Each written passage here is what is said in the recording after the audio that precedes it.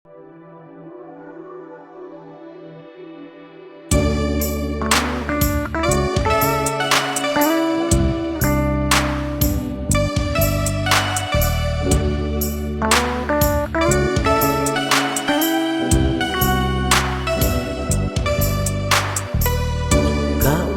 siya sa isang madilim na sulok.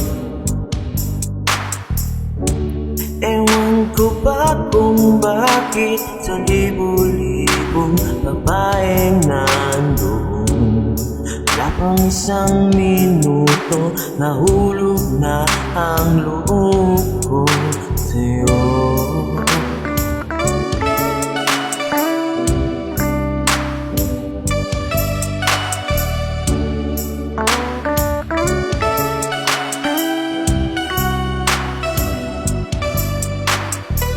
Gusto ko sanang marinig ang hinig mo at umasa na rin na sana'y mahahawakan ko ang palad mo.